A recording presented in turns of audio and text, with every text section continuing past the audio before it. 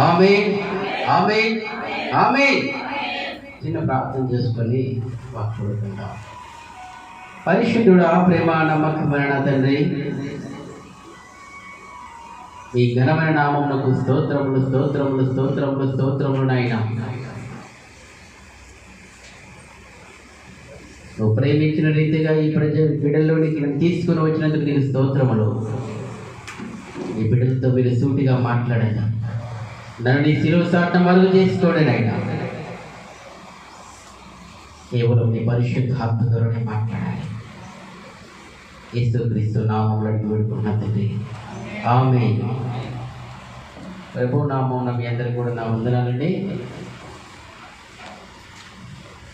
8 గంటలకి నేను రావడం జరిగింది. 8:30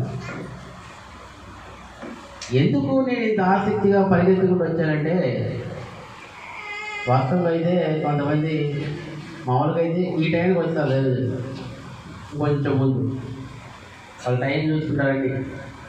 ఏ టైంకి ఎన్ని గంటల్లో వెళ్ళగలుగుతాం, ఏ టైంకి కరెక్ట్గా ఆరాధన అయిపోయింది, ఏ టైంకి వాక్యము ప్రకటించి ఆ సమయానికి కొంచెం అటు ఇటు వచ్చేస్తారు. కానీ ఒకరోజు ముందే ప్రయాణించాను బెనగంచిపూర్ నుంచి. ఒకరోజు ముందే బయలుదేరి రాత్రి అమ్మ నాన్న కాడ ఉండి అది సత్తెనపల్లిలో ఈరోజు రావడం జరిగింది. ఎందుకు నేను ఇంత పరిగెత్తుకుంటూ వచ్చానంటే, వాక్యం చెప్పాలనే ఆశ. గట్టిగా చెప్పండి కొంచెం దేవుడు. హల్లెలూయా, హల్లెలూయా. మీ అందరితో మాట్లాడాలనే ఆశ, మీ అందరితో మాట్లాడాలని నాకు ఆశ. ఎందుకు ఆశ అంటే, కొద్ది రోజుల క్రితం 2015లో నేను సేవకి రావడం జరిగింది. నాన్నగారు పాస్టర్ గారు 25 ఏళ్ళ నుంచి సేవలో ఉన్నారు. వేరే సంస్థలో సేవ చేస్తున్నారు. నా రూట్లో నేను ఉండేవాడిని, నా వ్యాపారంలో నేను ఉండేవాడిని. సేవకు రాకముందు రోజుకి 2,000 రూపాయల నుంచి 3,000 దాకా నేను సంపాదిస్తూ ఉండేవాడిని. ఇలా కొనసాగిస్తూ ఉన్నాను. కానీ ఈ లైట్ ఇలా కొనసాగిస్తూ ఉన్నాను. ఆ క్రమంలో యేసు ప్రభు నాతో మాట్లాడాడు. నా సేవ చేయను అయినా, నువ్వు నా సేవ చెయ్యి అంటున్నాడు. నాకేమీ రాదు, నేను చేయను చెప్పాను. దర్శనం ద్వారా యేసు ప్రభు డైరెక్ట్ నా కాడికి వస్తాడు, నాతో మాట్లాడతాడు. నా సేవ చెయ్యి అని ఈ బైబుల్ ఇచ్చాడు. నాకేమీ రాదు, నాకు చదవటమే రాదు అని చెప్పాను. ఆ రోజంతా యేసు ప్రభు నాకు చదివి వినిపించాడు నైట్ అంతా. మళ్ళీ మెలకు వచ్చినప్పుడు ఏంటి ఇలా వచ్చి దర్శనం అని ప్రార్థన చేసుకునేవాడిని. మరలా వచ్చి ఆయనే మళ్ళీ ఒక నైట్ అంతా బైబిల్ చదివినేవాడు.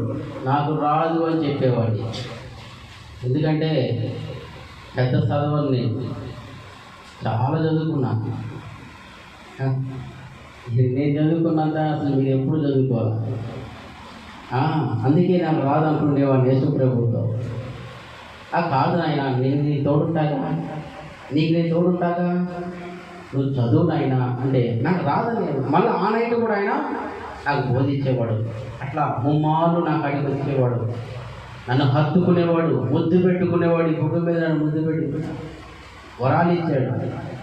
అప్పుడు ఇన్నిసార్లు నా దేవుడు నాతో మాట్లాడుతున్నప్పుడు సమస్తాన్ని విడిచిపెట్టుకున్నాను. నేను చేస్తాను ప్రభు నీ సేవ అనుకున్నాను. ఆయనతో తీర్మానం చేసుకున్నాను, నేను చేస్తానయ్యా, నీ సేవ చేస్తానయ్యా. ఇన్నిసార్లు దర్శనం ఇచ్చి ఇంత హత్తుకొని ఇంత దగ్గర తీసి నన్ను గట్టిగా హత్తుకున్నావు, నీకోసం నా ప్రాణం ఇస్తానయ్యా. గట్టిగా చెప్పడం హల్లెలూయా, హల్లెలూయా.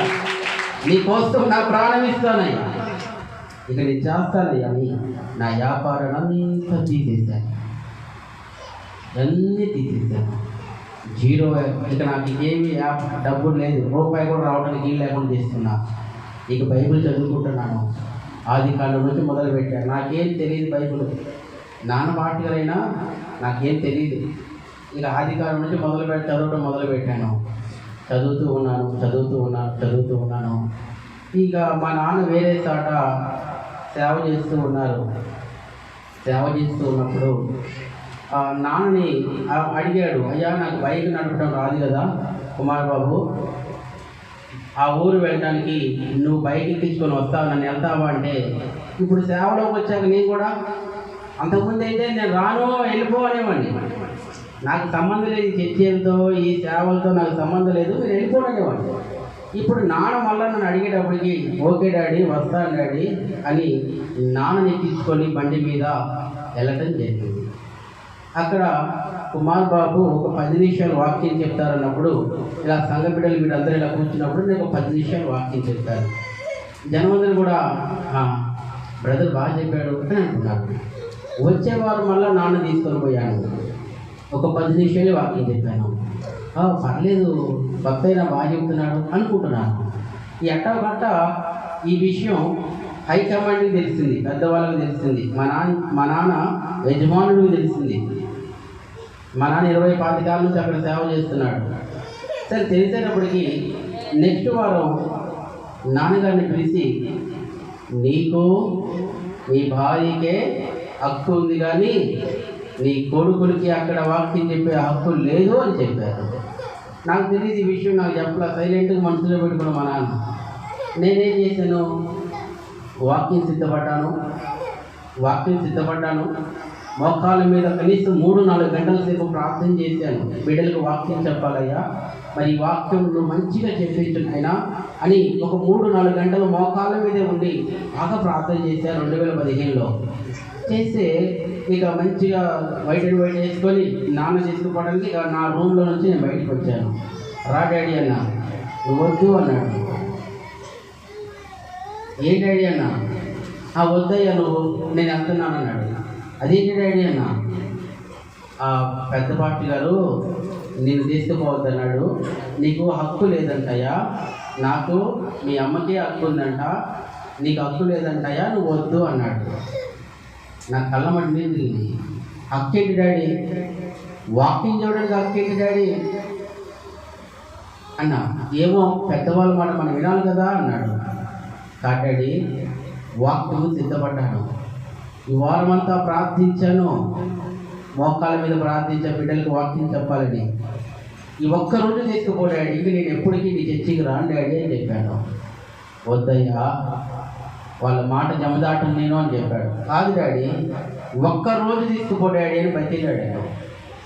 మమ్మీ కూడా చెప్తుంది, ఏమండి ఈ ఒక్కరోజే కదండి అబ్బాయి అడుగుతుంది, ఈ ఒక్కరోజు తీసుకుపోండి, ఆ వాక్యం మీద చెప్తాడంటే బిడ్డలకి అంటే, వద్దు నేను పెద్దవాళ్ళ మాట జమదాటను అని నన్ను వదిలేసి వెళ్ళిపోయాడు.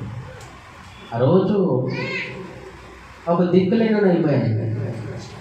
కన్న తండ్రి నన్ను వదిలేసి వెళ్ళిపోయాడు. ఇంకెవరు నన్ను జాగ్రత్తిస్తారు?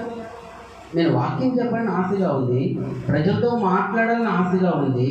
నా సొంత తండ్రి నన్ను వదిలేసిపోతే నేను ఇంకెవరు చెప్పాలి? నన్ను ఎవరు ఆదరిస్తారు? బయట వాళ్ళన్నా నెట్టేస్తే కన్న తల్లి దగ్గర తీస్తారు. కన్న తండ్రి నెట్టేస్తే నేను ఇప్పుడు నా పరిస్థితి ఏంటి చెప్పండి? నా పరిస్థితి ఏంటి? నా యొక్క రూమ్లోకి నేను ప్రార్థన గదిలోకి మళ్ళీ వెళ్ళిపోయాను. ఈ బైబిల్ ఇలా పట్టుకున్న గుండెలకి గట్టిగా హత్తుకొని మళ్ళా కొన్ని గంటల సేపు కన్నీళ్ళు గార్చుకుంటూ ప్రార్థన చేశాను. ఏంటి ప్రభువా, మా నాన్నే నన్ను వదిలేసి వెళ్ళిపోయాడు, ఏంటి ప్రభువా, మరి నన్ను ఎందుకు పిలిచావయ్యా? నువ్వు రమ్మని చెప్పావు కదయ్యా, నన్ను ఎందుకు రమ్మన్నావయ్యా? నన్ను రమ్మని చెప్పావు, ఈరోజు నా నాన్న వదిలేసి వెళ్ళిపోయాడయ్యా. మరి నీ సేవ చేయాలని ఆశగా ఉంది, నీ మాటలు చెప్పాలని ఆశగా ఉంది, నీ బిడ్డలతో మాట్లాడాలని ఆశగా ఉంది. ఏమిటి నాయనా మరి నాకు ఈ పరీక్ష అని కొన్ని గంటల సేపు ఆ రోజంతా నా మొహం వాసిపోయింది, కళ్ళు వాసిపోయినాయి, కళ్ళు ఎర్రగైపోయి ఏడిసి దేవుడి పాదాలు పట్టుకొని ఏడిసి నేను బయటికి వచ్చాను. నా ఫ్రెండ్ చౌదరులు అతను కమ్మరు అతను ఒక అతను ఉన్నాడు. ఏంటి ఇట్లా ఉంది మొఖం అన్నాడు. ఇట్లా జరిగిందనా, మా నాన్న ఇట్లా వదిలేసి వెళ్ళిపోయాడని అంటే, ఏం పర్లేదు కుమారు, నీకు మంచి రోజులు వస్తాయి, దేవుడు నిన్ను దీవిస్తాడు. ఆయన ఒక అన్యుడు మాట్లాడుతున్న మాట, నీకు ఏదో ఒక రోజు మంచి రోజు వస్తుంది. గట్టిగా చెప్పడకూడదు, దేవుని మహిమపరుద్దాం. హల్లెలూయా. దేవుడు నిన్ను పిలిచాడు, నమ్మదగిన వాడు. కన్న తండ్రి వెలివేయచ్చు, తల్లి వెలివేయచ్చు, బంధువులు వెలివేయచ్చు, మీ పాస్టర్ గారు వెలివేయవచ్చు, కానీ దేవుడు ఎప్పుడు కూడా వెలివేయడు అని చెప్పి ఆయన ఆ రోజు ధైర్యపరిచాడు. ధైర్యపరిచినప్పుడు సరే అని చెప్పి కొంతవరకు ఓదార్చబడ్డాను. తర్వాత ప్రభు పాదాలు పట్టుకుంటూ ఉన్నాను. నన్ను చాలామంది నువ్వు పాస్టర్ గారివా, అయ్యో నువ్వు అన్ఫిట్, నువ్వు పనికిరావు, నువ్వు పనికిరావంటే నువ్వు పనికిరావు అని ఎంతమంది ముఖం మీద అన్నారు నన్ను. అనుకునేవాళ్ళు సాట్నన్నా అనుకుంటే కాదు చట్టనో ఉండేది, ముఖం మీద అనేసారండి. ఎందుకంటే వాళ్ళ లెక్కలో నిజంగానే అన్ఫిట్గా ఉన్నాను, వాళ్ళ మనసులో ఉన్నదే వాళ్ళు చెప్పారు. కానీ వాళ్ళందరూ అన్నప్పుడల్లా బాధేసేది. బాగా రోడ్డు మీద అనేవాళ్ళండి, నువ్వు పనికిరానోడివి, నువ్వు సేవకుడువా, అయ్యో అని నన్ను ఎంతమంది బాధ పెట్టారో. దైవ సేవకులే నన్ను బాధ పెట్టారు. ఎంతమంది దైవ సేవకులు బాధ పెట్టారో, దేవుడు పెట్టారు, నన్ను ఎక్కువ బాధ పెట్టారు. సరే సేవలోకి వస్తున్నప్పుడు అన్నీ కూడా ఎదురు దెబ్బలు 2015లోనే, అంటే ఇప్పుడు వచ్చి నేను ఒక 5 ఏళ్ళే సేవలోకి వచ్చి 5 ఏళ్ళే. అయితే ప్రభు పాదాలు పట్టుకోవడం బాగా అలవాటైంది. తర్వాత ఉపవాసం ఉండి ప్రార్థన చేయడం అలవాటైంది. ఆ తండ్రి ఇక నన్ను చిన్నగా ఆశీర్వదించడం మొదలుపెట్టాడు. గుంటూరు జిల్లాలో ఒక సేవ ఇచ్చాడు, మళ్ళీ గుంటూరు జిల్లాలో 2వ సేవ ఇచ్చాడు. ఆ 2 మందిరాలను నడుపుకుంటూ ఉన్నాను. తర్వాత కృష్ణా జిల్లాలో సేవ ఇచ్చాడు, తర్వాత ఖమ్మం జిల్లాలో సేవ ఇచ్చాడు. ఇక నువ్వు ఇక్కడ వద్దు, ఈ అసూయ ప్రజల మధ్య నువ్వు వద్దు, నువ్వు కృష్ణా జిల్లా వెళ్ళిపో. దర్శనం వచ్చేసింది. దర్శనం రావడంతోనే తట్టా బొట్టా చదువుకొని వెళ్ళిపోయాను. మంచి క్వాలిటీ బిల్డింగ్ నాది సత్తెనపల్లిలో, చాలా క్వాలిటీ బిల్డింగ్. ఒక 50 లక్షల నుంచి ఒక 70 లక్షల లోపు ఉంటుంది. అలాంటి అందమైన ఇంటిని కట్టుకున్నా నేను ఉండాలని. ఆ ఇంటిని కూడా వదిలేసేసాను. ఆ పెనగంచిపురంలో ఏదో ఒక 2 గదులు చాలదు నాకు అసలు. అది నాకున్న సామాను కానీ, నాకున్న ఏసీ కానీ అది చాలదు మాకు అసలు. అయినా కానీ ఆ 2 గదులతోనే మేము అడ్జస్ట్ అవుతూ ఉన్నాం. దేవుడు మహాకృపను బట్టి అక్కడ స్థలం ఇచ్చారు. ఇప్పుడు మందిరం కూడా కడుతూ ఉన్నాం. ఖమ్మంలో కూడా మందిరం కడుతున్నాం. దేవునికి స్తోత్రం, హల్లెలూయా, హల్లెలూయా. అసలు ఇది నా యొక్క సాక్ష్యం అండి. నా సాక్ష్యం ఇంకా అసలు ఉంది. అది ఏం జరిగింది అనేది నేను ఎప్పుడన్నా వచ్చినప్పుడు చెప్తాను. అసలు మేము దేవుళ్ళలోకి ఎలా వచ్చామనేది ఈరోజు చెప్తానండి మీరు. దేవుళ్ళలోకి మేము ఎలా వచ్చాము, దేవుళ్ళలోకి మేము ఎలా రాగలిగాము. మేము అన్యులమండి. మాకు బాగా విగ్రహాలు, బాగా కొలుపులు కొలుస్తూ ఉండేవాళ్ళం. ఈ ఆటలు, కోళ్ళు ఇవన్నీ కూడా మేము బలిస్తూ ఉండేవాళ్ళం. ఇలా మా దినచర్య జరుగుతూ ఉంది. నాన్నగారి యొక్క సాక్ష్యం చెప్తున్నాను ఇప్పుడు మీకు. నాన్నగారు పెళ్ళి కాక ముందు ఒక 10th క్లాస్ చదువుతూ ఉన్నారంట. చదువుతూ ఉన్నప్పుడు నాయనమ్మ కాడికి వచ్చి వాళ్ళ అన్నగారు, నాయనమ్మ వాళ్ళ అన్నగారు వచ్చి, చెల్లి నా కుమార్తెకు నీ కొడుకుని ఇద్దామా అని మాట్లాడుతున్నారు. దాందేముందిరా, ఇద్దామంటే ఇద్దామనుకున్నారు. అయిపోయింది మాట్లాడుకున్నారంట. కొద్ది రోజుల తర్వాత అంట నాన్న చేసుకోబోయేటువంటి ఆమె 24 గంటల కడుపుల్లోకి వచ్చి పెద్ద ఆపరేషన్ చేసేసారట. హాస్పిటల్ చేస్తే పిల్లలు పుట్టేటువంటి ఏం గీత లేకపోతేప్పటికి హాస్పిటల్ నుంచి బయటికి వచ్చినాక 4 రోజులు 10 రోజులు ఆగినాక మరి చెల్లి మరి పెళ్ళి ఎప్పుడు పెట్టుకుందాం డేటు అంటుందంట. అంటున్నప్పుడు ఏ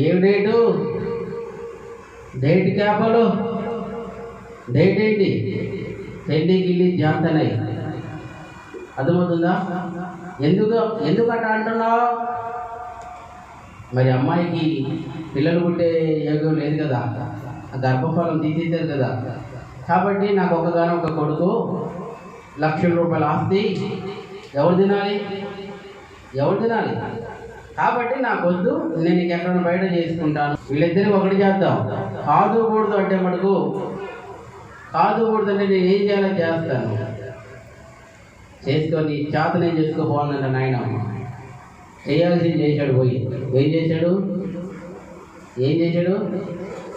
శాతపడి, ఇక నాన్నకి శాతపడి చేయించారంట. ఇక అప్పుడు నుంచి బాగా చక్కగా ఉన్న నాన్న పెద్ద పెద్ద పొట్ట బాగా ఉప్పకు రావటం, ఒక పెద్ద పెద్ద అరుపులు అరవటం అట్లా చేస్తున్నాడంట. ఇదేంటి పిల్లగాడు బాగున్నాడు ఇప్పుడు దాకా, ఇందులోకి ఏమైందని సత్తెనపల్లిలో ఎన్ని హాస్పిటల్స్ ఉన్నాయో అన్ని హాస్పిటల్స్ కూడా తిప్పిందంట. అన్ని చూసినా ఏం లేదమ్మా మీ అబ్బాయికి ఏం లేదు. మరి ఎందుకయ్యా? ఏమో అర్థం కావట్లేదు. చాలా డబ్బు పోసిందంట, ఉపయోగం లేదు. ఎవరు అన్నారంట, ఇదేదో శాతపడిలాగుంది అన్నప్పుడు మాంత్రులుగా తీసుకుపోయి చూపించినప్పుడు శాతపడేనమ్మా మీ అబ్బాయికి శాతపడి చేశారని చెప్పారంట. సరే నయం చేయి నాయనా అంటే, నా వల్ల కాదు, ఇది జల్దులో కలిపారు. జల్దులో కలిపారు, నీళ్ళలో కలిపేశారు, అయిపోయింది, రోజులు మనిషేనమ్మా అని చెప్పారు.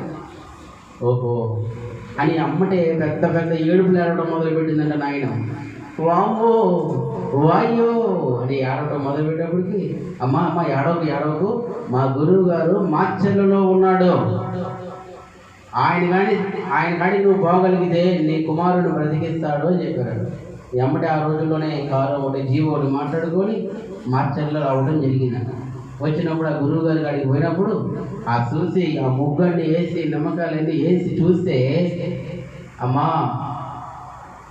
అయిపోయింది, ఇక ఫైనల్ స్టేజీ, ఇక లాభం లేదమ్మా, నా వల్ల కూడా కాదన్నప్పటికీ ఆయన కాళ్ళ మీద పడి పెద్దగా ఏడిసేసిందంట.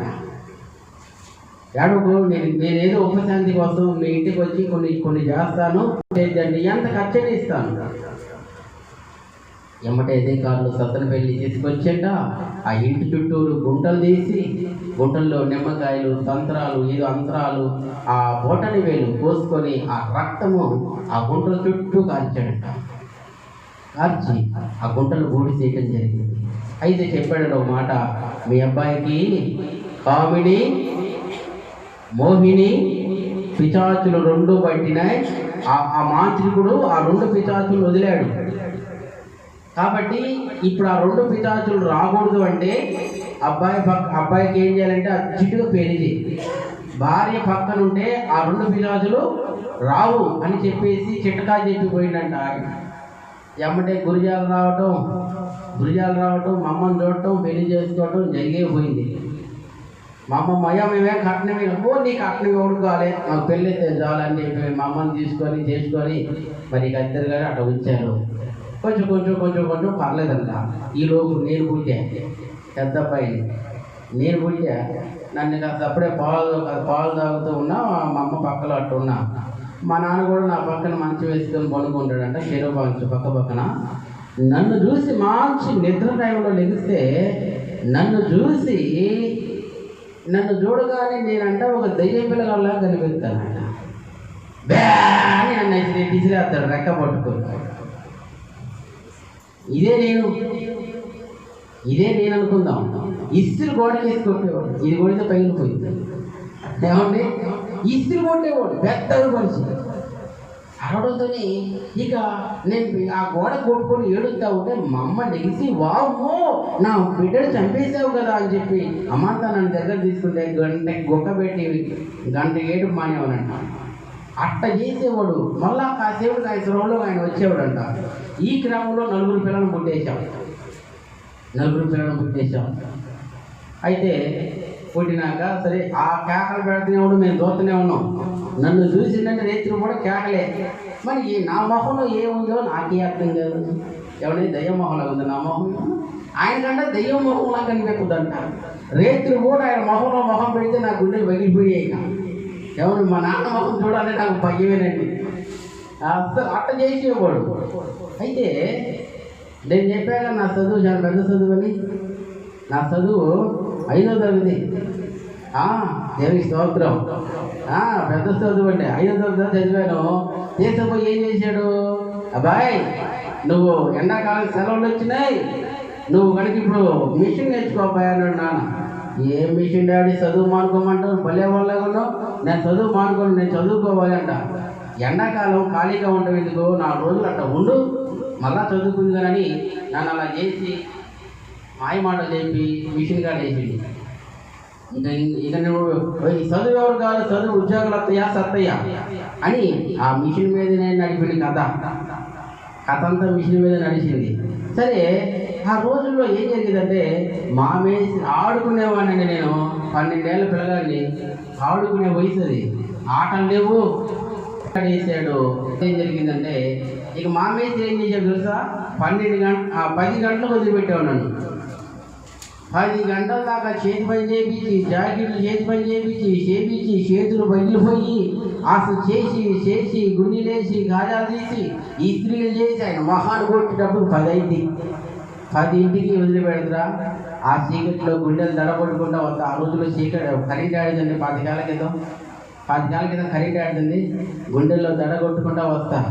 ఎట్టా అంజనీగా నువ్వే నాకు ధైర్యం, అంజనీగా అంకమ్మ తల్లి నువ్వే నాకు అని గుండెలు మా దేవతలు మా దేవుడు కదా మరి తెలుసుకుంటూ అట్లా వచ్చేసేవాళ్ళు. ఎట్టో కొట్ట ఇంటికి ఒక 100 మంది అవుతుండేవాళ్ళు. అట్లు కూడా దయ్యం ఉంటుంది రా అని చెప్పేవాళ్ళు. ఆ తాడు చెట్ల మీదగా నేను రావాలా, మరి దయ్యం తాడు చెట్లు ఊగుతుంటే ఆ మట్టలు కొట్టుకుంటుంటే ఒకదానికి ఒకటి దయ్యం కొట్టుకుంటూ నేను చూడనుకుంటే గుండెల్లో పట్టుకొని ఉరుకో అలాంటి పరిస్థితి. ఆ చీకటి ఘట్టమంతా దాటుకొని మా ఇంటికి వస్తే 10 కదా, డాబా పైన పడుకున్నారు అందరూ. డాబా పైన పడుకున్నారు అమ్మ, నాన్న, తమ్ముడు, చెల్లి, ఇంకో తమ్ముడు, మొత్తం ఊరకబెట్టి నిద్రపోతున్నారు. ఇళ్ళ పక్క జనం కూడా. ఆ రోజులు 7-8కే నిద్ర ఫుల్గా వచ్చేసింది. మరి టీవీలు ఆడున్నాయి, కరెంట్లు ఆడున్నాయి. 8ంటికి వాకు నిద్రపోతారు. అయితే 10ంటికి వచ్చి మా నాన్న పక్కనకు వచ్చి, డాడీ మరి ఎందుకంటే తాళం చేయి ఆయన కాడే ఉండేది, మరి ఇంటికి పోయి అన్నం తినాలా వద్దా, స్నానం చేయాలా వద్దా, మరి ఆయన మొహం పెట్టి డాడీ తాళమి డాడీ అంటే ఈ ఉరుకు, ఆ డాబా మీద ఉరుకు వామ్మో దూకుతాడేమోనని మేము ఉడక, ఆయన ముందు ఉడక మేము వెనక ఉడక, చివరికి ఎట్టో కట్ట పెడనక్కలు పట్టుకొని ఆపేవాళ్ళం. ఇక ఏం చెబుతునండి, నిద్రపోయే మొత్తం ఉడికిపడి లెగిసి కింద ఇళ్ళ చుట్టుపక్కల మేము డాబా మీద కేకలేసేవాళ్ళు కదా, ఇక కింద ఇళ్ళ పక్క చుట్టూ పూరి కొడుతున్న వాళ్ళు అందరికి చెమటలు బట్టి ఏ దొంగోడు వచ్చిందో ఏమైందోనని అందరూ లెగుస్తారు. పిల్ల జల్ల గుండెలు గుద్దుకుంటా వచ్చి మా తలుపులు కొట్టి డాబా ఎక్కి చూస్తే ఏముందండి, కొండలో భయపడ్డాడంట. మా ప్రాణాలు తీయడానికి భయపడతావా నువ్వు, నిద్ర పోనీయం మమ్మల్ని, ఎన్ని రోజుల నుంచి నిద్ర పోనీయం మమ్మల్ని, నాకు ఏంది శాపం అని. నిద్ర లేదండి ఆ ఏరియాలో. నేను మొహం పెట్టానంటే ఒకటి నిద్ర ఉంటాడు కాబట్టి అలా చేసేవాడండి మా నాన్న, అలా చేసేవాడండి. అలానే దెయ్యాలతో పోతుంది, ఈ శాతపడి చెప్తుంటేనే మా జీవితం పోతుంది. అప్పుడప్పుడు ఒక చౌదరులు అతను దేవుడు నమ్ముకున్నాడండి, చెప్తూ ఉండేవాడు యేసు ప్రభు నమ్ముకోండి, పోయే బాబాయ్ మా దేవుడు మాకున్నారు, మాకు అవసరం లేదు పో అనేవాడు. మా అమ్మ కూడా అనేది, మా నాన్న కూడా అనేది మేము వింటుండేవాళ్ళం. మాకు వచ్చిన వాళ్ళు ఉన్నారు అంటుండేవాడు. సరే నాన్న పరిస్థితి మనకు అక్కడనే ఉంది. ఆ చాతపడి చెప్పులతో బాధపడుతూనే ఉన్నాడు. అవేం పోవట్లా. సరే ఇక మా నాన్న ఏ పని చేయడు, కొద్ది బలహీనంగా ఉంటాడు. ఏం చేశాడంటే చీటీ వాటర్ వేసాడు. అది కొద్ది తేలికైన పనిగా డబ్బులు అటు ఆ డబ్బులు ఇటు మార్చుకోవడం. రోజు ఒక ఆమె ₹1,00,000 చీటీ పాడుకొని 2 నెలలకి చిన్న 2 నెలలకి ఏం జరిగిందంటే ఆమె జీవితంలో డబ్బులు తీసుకుని వెళ్ళిపోయింది. ఫస్ట్ పాటే పాడుకుంది, ఏమండి పాడుకొని డబ్బులు కూడా ఇచ్చాడు ఆమె, మంచి ఆమె. ఆమె ఏం చేసింది, వాళ్ళ ఆయన రైస్ మిల్లులో పని చేస్తున్నాం. ఆ పేపకు పోయి ఇట్లా చూసింది, ఏమండి నేనుండగా దాంతో నీకెందుకండి చేతులు ఆడుతున్నావో అంటది. నేను ఓరకు పని చేస్తుందని ఓరకు అట్ట అన్నాలే, అట్ట అనొద్దు ఇట్ట అనొద్దు నువ్వు అనుకుంటున్నావేమో అని బెదిరించింది. సరే రెండోసారి పోయి మళ్ళా చూస్తే ఇద్దరు మళ్ళీ సరఫరాలు ఆడుకుంటున్నారు. ఇక లాభం లేదని చెప్పి ఏం చేసి తెలుసా, ఇక నువ్వు మారవు, నేను చూడు ఏం చేస్తానని చెప్పి బెదిరియడానికి కిరసనాలు పోసుకొని నిప్పట్టించుకుంది. బెదిరియడానికి ఎట్టన్నా మారుతుందని ఇంకేముంది, నిప్పొందించుకునేటప్పటికి ముప్పాలో వంతు గాలిపోయిందండి, పెద్ద పెద్ద కేకలు పెట్టి. మేమందరం చూస్తూనే ఉన్నాం, మా అందరి కళ్ళ ముందు. ఆ పేరు అన్నమ్మ. ముప్పాలో వంతు కాలిపోయింది. గుంటూరు హాస్పిటల్ తీసుకొచ్చారు, జనరల్ హాస్పిటల్లో వేసేసారు. హాస్పిటల్లో తీసుకుపోయి వేసి ఒక 20 రోజులకి గుట్టుకుని ప్రాణం పోయింది. తీసుకొచ్చారు, ఊడిచిపెట్టారు, అంతా అయిపోయింది కార్యక్రమం. ఇక మా నాన్న తల పట్టుకుని, ఆమెను ఎప్పుడైతే జనం పొడిచిపెట్టి ఇంటికి వచ్చారో ఇక మా నాన్న తల పట్టుకుని, అబ్బో ₹1,00,000 చీటి పాడుకోండి, అయ్యో ఇప్పుడు ఎవరు కడతారు నాయనో, వాడు చూస్తే తాగిపోతాడు, అమ్మో కట్టేదే పోయింది అయ్యో అని తల పట్టుకున్నాడండి. మధ్యాహ్నప్పుడు అది మేము చూస్తూనే ఉన్నాం. అప్పుడే భోజనానికి వచ్చాను నేను విషయంగా నుంచి. ఏం డాడీ తల పట్టుకుని ఏడుస్తున్నాం అంటే, ₹1,00,000 పాడుకుందాం, అన్ను చూస్తే వాడట్ట చేసిందా, ఇప్పుడు చూస్తే ఏమిట చేసిందా, నా అక్క అరవేట తగలపడుతుందని ఏడుస్తున్నాడు. ఏం కాదు డాడీ, అది ఎట్టో ఒకటి వసూలు చేసుకుందాలే అని అనుకున్నాం. ఆ రోజు ఇక నేను మధ్యాహ్నం నుంచి పోవాలి మిషన్కి. ఇక ఇంటికాడ ఉన్నాను. ఆ రోజు దాకా నాన్న కేకలు పెట్టేవాడు. కేకలు పెట్టడం మానేసి ఏం చేస్తాను తెలుసా, పెద్ద చూపులు చూస్తున్నాం. అబ్బో డాడీ డాడీ అంటున్నాడు. ఇదేంటి ఇటు చూస్తుంది, నాయనమ్మ కాడికి వెళ్ళిపోయాం. నాయనమ్మ తొందరగా నాన్న కేకలు పెట్టాడు. కేకలు పెట్టకుండా పెద్ద చూపులు చూస్తున్నాడు నాయనమ్మ అంటే, ఆమె పరిగెత్తుకుంటూ వచ్చి, నానా రేయ్ కొండ అంటే ఆమె కూడా నువ్వెవరివి నన్ను కొండ అంటున్నావు అంటున్నాడు. కొండవు కాదా, మరి నువ్వెవరివి కనుక్కో చూద్దాం మా నాన్న అంటున్నాడు. కనుక్కో చూద్దామా, ఇదేదో తేడా ఉందని ఎమ్మటే మా నాన్న తీసుకొని మా ఆయన అల్లుళ్ళు తీసుకొని, మరి ఎటో ఒకటి ఉరుకుతురుగా మళ్ళీ లేకపోయింది అని అల్లుళ్ళు తీసుకొని ఇక ఎక్కడికి వెళ్ళామంటే ఊరి చివరికి వెళ్ళాం. ఎందుకు వెళ్ళాం చెప్పండి. తీసేయడానికి కాదు, చీపులు తీసుకొని కొట్టడానికి, అంతకంటే కాదు. దేనికి తీసుకుపోయామంటే అక్కడ ఒక గుడిసి ఉంది. గుడి కాడికి తీసుకుపోతే ఆ కాడికి పోయి కూర్చుంటే టింగ్ టింగ్ టింగ్ టింగ్ టింగ్. అర్థమైందా? అబ్బాయి మా ఇంటి ముందు అబ్బాయి, నా జాతకం చెప్పు అబ్బాయి, చోటు చెప్పు అబ్బాయి అంటాంగా. ఆలకాడికి పోయాం. ఆలకాడికి పోతే ఆమె బుర్ర మీద పడుతుంది. మీ ఇంటికి వస్తే ₹5, మా ఇంటికి వస్తే ₹50 అంటుంది. తల్లా చేతబడి చేస్తే ₹10 పోసుకొని బతికించుకున్నానే నా పిల్లగాన్ని. 5, 50 కాదే ₹100 ఇస్తానని చెప్పి నల్ల ₹100 కూడా అక్కడ పెట్టింది బుర్ర మీద. అబ్బో ఇక ఆమె సంతోషం ఆగలాగా ఇక చెబుతుంది, నేనే టింగ్ టింగ్, నేనే టింగ్ టింగ్, నేనే అంటుంది. నీ టింగ్ టింగ్ సల్లంగా ఉండా, నువ్వెవరో చెప్పు ముందు. అదే అన్నమ్మని. వామ్మో ఏ అన్నమ్మ, మన ఒళ్ళు కలిసి చచ్చిపోయిన అన్నమ్మేనా? నా కొడుకు ఎందుకు పట్టావే తల్లి, నా కొడుకు ఎందుకు పట్టావు? మరి నా భర్త మీద అనుమానంతో నేను చస్తే నీ కొడుకు అంటే చీటి పాడుకొని చచ్చాను అంటాను, అందుకే బట్టే. నీ చీటి పాట డబ్బులు వద్దు, నువ్వొద్దు, నీ భర్తను కూడా అడగవు. నా కొడుకుని విడిచిపెట్టాము, నీకు దండం పెడతామంటే మరే పోతా కానీ ఏం కావాలి, పోతా కానీ చెప్పు. పోవాలంటే ఏం చేయాలా? ఒక కోడి పెట్టు. కోడేగా పెడతాలే, మా కాడ 70 కోళ్ళు ఉన్నాయి, గంపల నిండా కోళ్ళు. ఒక కోడేగా ఇస్తాలే పోయింది. సాయంత్రానికి వచ్చాం, ఆ సమాధికి వెళ్ళి తీసుకుపోయాం, మెడకాయ కోసి సిరేసి. ఆ రోజు ఇక నాన్న పెద్దలు చూపులు చూడటం మానేసి బ్రహ్మాండం. నాయనమ్మ కోడేందో కోడి పోతే పోయింది కానీ నాయనమ్మ నాన్న కింగులా బ్రహ్మాండంగా ఉన్న నాయనమ్మ, మాతో బాగా మాట్లాడుతుందో ఎట్టా ఉంటే జాన్ నాయనమ్మ, మాకు భయం కూడా లేదు నాయనమ్మ అనుకున్నాం. సరేనయ్యా మీకోసమేనయ్యా, ఏ తిప్పలు పడుతుంది అయ్యా, ఒక కొడుకు బతికించుకుంటున్నానయ్యా అని. సరే నాయనమ్మ బతికించుకుందాంలే. ఆ రోజు బాగానే ఉందండి. మళ్ళా సాయంత్రానికి ఎటు చూస్తాడు, పెద్దలు చూస్తాడు, మళ్ళా నాయనమ్మ మళ్ళా చూస్తాడు. నాయనమ్మ మళ్ళా చేసుకుపోయాం. మళ్ళా ఏదో తల్లిని కనుక్కున్నామని తల్లి కాడికి పోతే టింగ్ టింగ్, నేనే నువ్వేనే, మాకు అర్థమైంది. ఎందుకు కొంచెం మళ్ళా కోడి పెట్టాగా అంటే, మరే ఒక కోడి కావాలా అని అడిగింది. అక్కడ 70 కోళ్ళు తినదండి, ఒక్క కోడి లేదండి, మొత్తం తిన్నది. కోళ్ళు మొత్తం అయిపోయినాయి, ఇంక కోళ్ళు లేవు, నాకు కోడి కావాలని చెప్పి కూర్చుండి ఇక ఒంటి మీద నుంచి బాట్ల కోళ్ళు అన్నీ అయిపోయినాయి. ఎట్టొక్కడే కథ నడుపుకుంటున్నాం.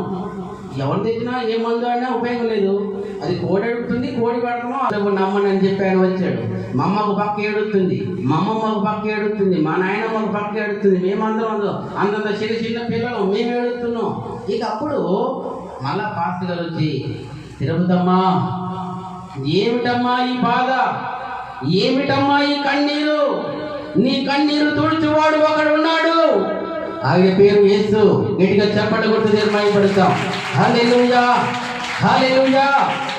ఎందరో నమ్మావు, ఎవరైనా ఆదరించారా?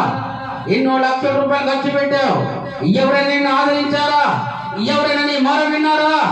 ఈరోజు యేసు ప్రభు నమ్ముకోమ్మా, ఇప్పటికైనా నమ్ముకోమ్మా, కొండలు బ్రతుకుతాడు అని చెప్పినప్పుడు, బాబాయ్ ఎవరైతే నేను బాబాయ్, ఏ దేవుడైతే నేను బాబాయ్, బ్రతికించే దేవుడు కావాలి.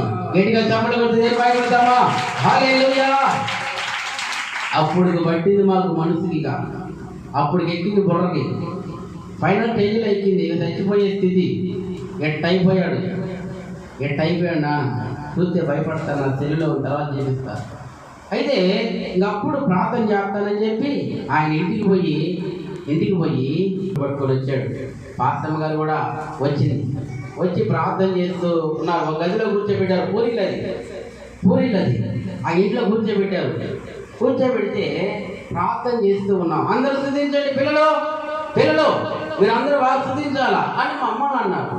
మేమందరం కూడా ఇంత చిన్న పిల్లలు, మేమందరం కూడా స్తుతిస్తూ ఉన్నాం. ఎట స్తుతించమంటావు అయ్య గారు అంటే, ఆ స్తోత్రం వేస్తయా అని అన్నాడు. అనమంటే మేమందరం ఏంది, ఒకటే పట్టు మీద స్తోత్రం వేస్తయా అని ఒకటే పట్టు మీద అంటూనే ఉన్నాం. పిల్లలందరూ 10 మంది, మేము నలుగురు అందరం కలిసి ఈ గుడిసెలో కూర్చొని నాన్న కూర్చోబెట్టి మధ్యలో అప్పు వచ్చేసింది దెయ్యం. అవును, నాన్న దిగి వచ్చింది. ఆ కావుని మోసి పాస్టర్ గారు మా ఇంటికి వచ్చి ప్రార్థన చేస్తూ ఉన్నాడు. ఆ రోజు నుంచి మేము కూడా చర్చికి పోతూ ఉన్నాం. ఆ రోజు ఈ బైబిల్ పట్టుకొని పోవాలంటే మాకు సిగ్గు. ఈ బైబిల్ పట్టుకొని పోవాలంటే సిగ్గు. ఏం చేసేవాళ్ళంటే కవర్లో పెట్టుకొని పోయేవాళ్ళు.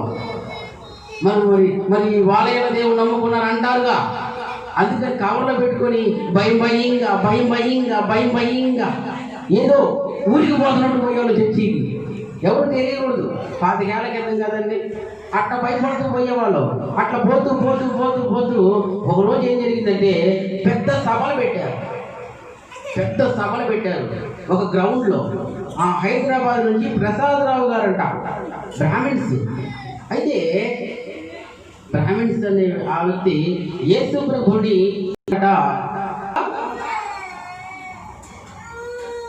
యేసు ప్రభు కావాలా, ఆస్తి కావాలా? ఆస్తి వద్దు అనుకుంటే ఈ బైబుల్ తీసుకొని పో, ఆస్తి కావాలనుకుంటే ఈ బైబుల్ రోడ్డు మీద తీసుకుని ఇప్పుడే అని వాళ్ళ నాన్న మాట్లాడాడు. ఎమ్మటే నాకు యేసయ్యే కావాలన్నాడు. గట్టిగా చెప్పడమా? హల్లెలూయా. ఈ ఆస్తి నాకొద్దు, ఈ మేడ బిడ్డలు నాకొద్దు, ఈ స్థలాలు నాకొద్దు, ఈ ఫ్యాక్టరీలు నాకొద్దు, ఈ పొలాలు నాకొద్దు, ఏమొద్దు. నాకు ఈ బైబిల్ ఉంటే చాలు, యేసయ్య ఉంటే చాలు అంటే కట్టు బట్టలతో ఏదో ఒక పెట్టె ఆయన సూటికేసి ఇసురు రోడ్డు మీద కొట్టేశాడు వాళ్ళ నాన్న. ఇసురు రోడ్డు మీద కొట్టడంతోనే ఇక ఆ సూటికేసి బట్టలు తీసుకొని బైబిల్ శాఖ పెట్టుకుని వచ్చి అక్కడక్కడ సువార్త ప్రకటిస్తూ ఉన్నాడు. మా సత్రపిల్ల కూడా సువార్త ప్రకటిస్తూ ఉన్నాడు. ఆ సభలకు మేము వెళ్ళాం. వెళ్ళినప్పుడు ఆ నాన్నగారికి మరి చేతబడి చెట్టుతో బాధపడుతున్నాడు, పూర్తిగా పోలేదు. అయితే ఆ రోజు ఆయన చెప్పాడు, ప్రార్థన అంతా అయిపోయినాక, ఎవరైతే చేతబడి శక్తులతో బాధపడుతూ ఉన్నారో, దెయ్యాలతో బాధపడుతూ ఉన్నారో, గర్భఫలాలు లేకుండా బాధపడుతూ ఉన్నారో, మీరు దేవుడు గొప్ప కార్యం చేయబోతున్నాడు, మీరందరూ పైకి లేచి నిలబడండి, మీ తల మీద చేపెట్టుకోండి అని చెప్పినప్పుడు అందరం పైకి లేచి నిలబడ్డాం. నేను కూడా పైకి లేచి నిలబడ్డాను, నాన్న పక్కనే ఉన్నాను. అయితే ఆయన చెప్పాడు, శాతబడి శక్తులతో బాధపడుతున్న వారు ఎవరైతే ఉన్నారో నజరేయుడైన యేసు నామములో అంటుకొని నాన్న ఈ చేతిలో ఉన్న బైబిల్ తీసి ఇసిరి పడగేసి కింద పడి గిలగిలగిలగిలగిలో కొట్టుకుంటూ ఉన్నాడు. మా యొక్క కుర్చీలన్నిటిని నెట్టేశాడు.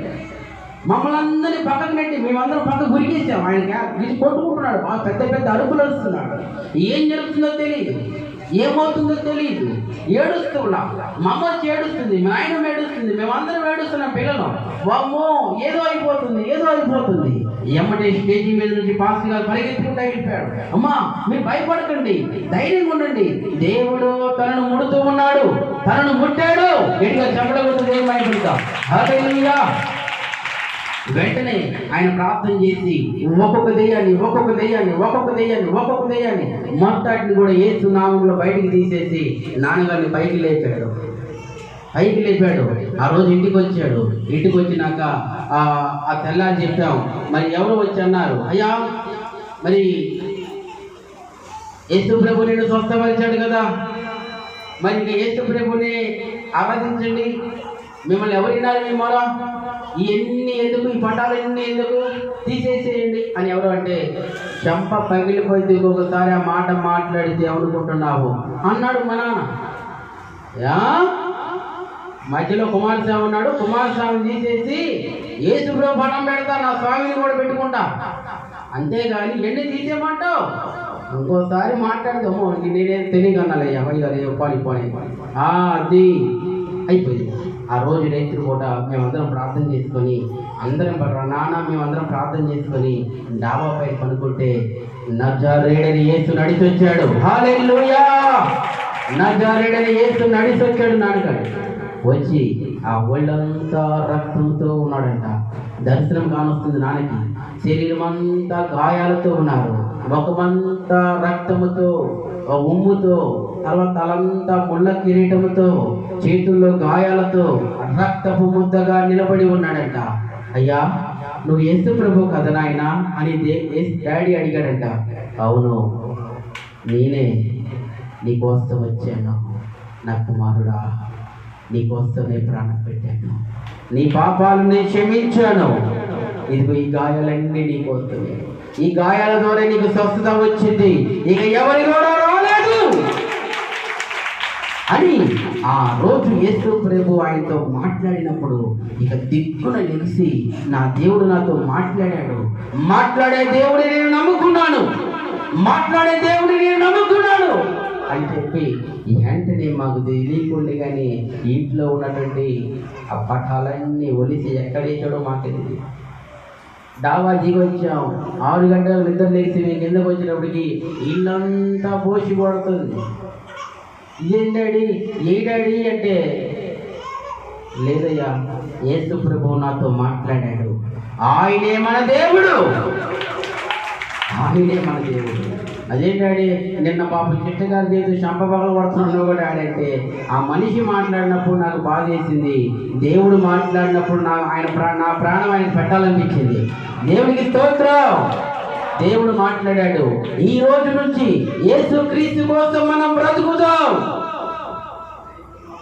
ఆయనే మన దేవుడు, ఆయన కోసం ప్రాణం ఇవ్వడానికి ఆయన తిరగద్దని చెప్పి ఆ రోజు తీర్మానించుకున్నాం. ఆ రోజు నుంచి నాన్నగా ఆయన సేవలో ముందుకు వచ్చేసాడు, సేవ చేస్తూ ఉన్నాడు.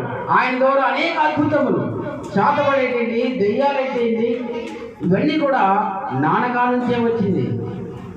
అనేక కాళ్ళు చేతులు కట్టేసి ఎన్ని శాతపడిదేయాలి వేస్తున్నామని పోగొట్టాము. ఈయనే ఒకప్పుడు శాతపడిదేయాలతో బాధపడే వ్యక్తి. కానీ ఈరోజు నాన్నగారు కొన్ని వందలు కాదు వేల దెయ్యాలను, వేల శాతపడి శక్తుల్ని యేసునామములో స్వస్థపరచడం జరిగింది. దేవుడికి స్తోత్రం. ఇదండి మా యొక్క సాక్ష్యం. దేవుడి చిత్తం అయితే నెక్స్ట్ టైం నేను వచ్చినప్పుడు నా సాక్ష్యం కూడా నేను చెప్తాను. ఇందాక చెప్పింది ఓన్లీ కొంచెమే, నా సాక్ష్యం కూడా ఒకటి ఉంది, కానీ కొద్ది విషయాలు వాక్యం చెప్పుకుందాం. Praise lord. హల్లెలూయా.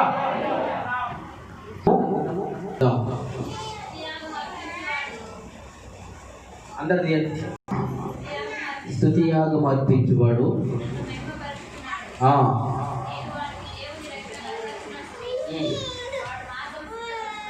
చాలండి. దేవునికి స్తోత్రం. స్తుతించాలి. మనము దేవుణ్ణి ఎంత ఎక్కువ స్తుతిస్తే అంత ఎక్కువగా దీవించబడతాం, అంత ఎక్కువగా ఆస్వాదించబడతాం. కొంతమంది ప్రార్థించడంతోనే, స్టార్ట్ చేయడంతోనే స్తోత్రం స్తోత్రం స్తోత్రం. మా అమ్మాయికి అది అవసరం, అది అయ్యా మా కూతురు. మనం దీవించబడాలంటే, మనం ఆస్వాదించబడాలంటే మొట్టమొదటి ఏం చేయాలి? ఎవరికైనా డబ్బులు తీసుకుంటే వడ్డీతో కట్టాలి. రేపు నువ్వు బయట 10,000 అప్పు తీసుకున్నావు, 2 రూపాయలు వడ్డీతోనో 3 రూపాయలు వడ్డీతోనో నువ్వు కట్టాలి రోజుకి. నువ్వు 2 రూపాయలు వడ్డీ తీసుకుంటున్నా కూడా నీకు 10,000 అవసరమైతే ఎంత చక్కగా పోయి మాట్లాడతావు, ఎంత మంచిగా మాట్లాడతావు.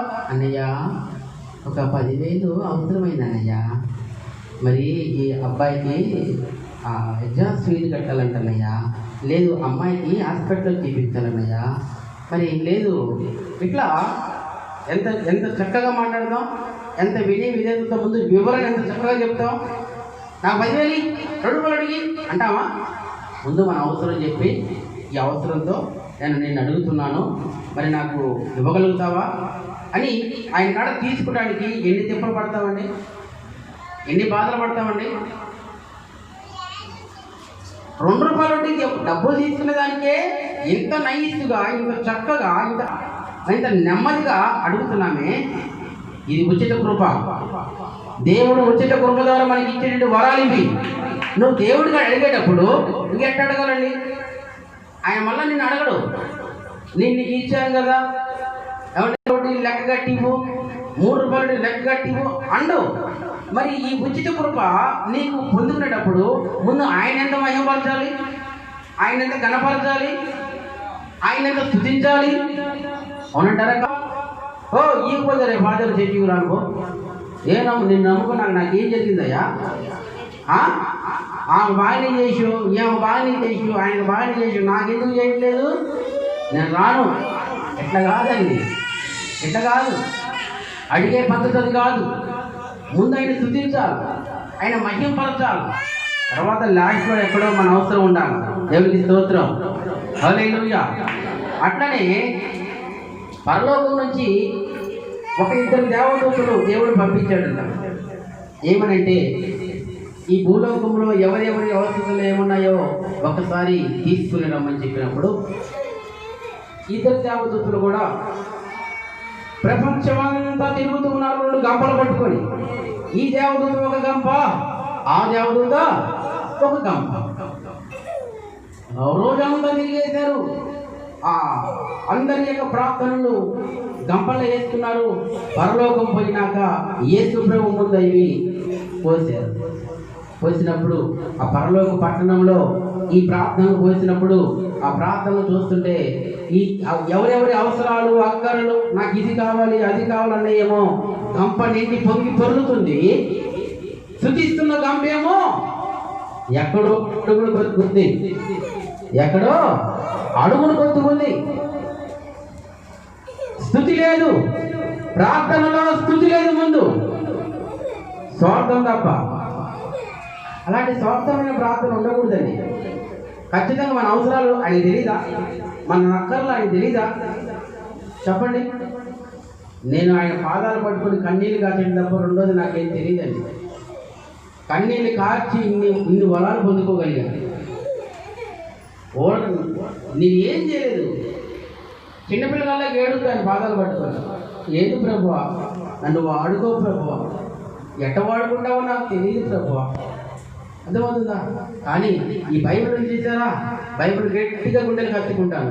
మరి ఇక్కడ ఉన్నవారు మీరు ఎంతమంది దేవుడి గుండెకి ఈ బైబిల్ని హత్తుకొని ప్రార్థన చేస్తారో నాకు ఇది తెలియదు. నా యొక్క ప్రార్థన రహస్యం చెప్తాను ఏనండి. ఈ బైబిల్ గట్టి గుండెలు హత్తుకుంటాను, హత్తుకొని నేను ప్రార్థన చేస్తాను. అప్పుడు నాకు తృప్తిగా ఉంటుంది, దేవుడితో మాట్లాడుకున్న అనుభూతి వస్తుంది. ఆయన స్తుతిస్తుంటాను, బైబిల్ని ముద్దాడుతూ ఉంటాను. ఎంతమంది ఇలా ప్రార్థన చేస్తారు? బైబిల్ విడిచిపెట్టబాకు. ప్రార్థనలు వచ్చినప్పుడు గుండెలు గట్టి హత్తుకోండి. ఖచ్చితంగా దేవుడు మీకు కూడా మంచి వరాలు ఇస్తాడు. ప్రైజ్ లార్డ్, హల్లెలూయా. అట్లనే 150వ సంకీర్తన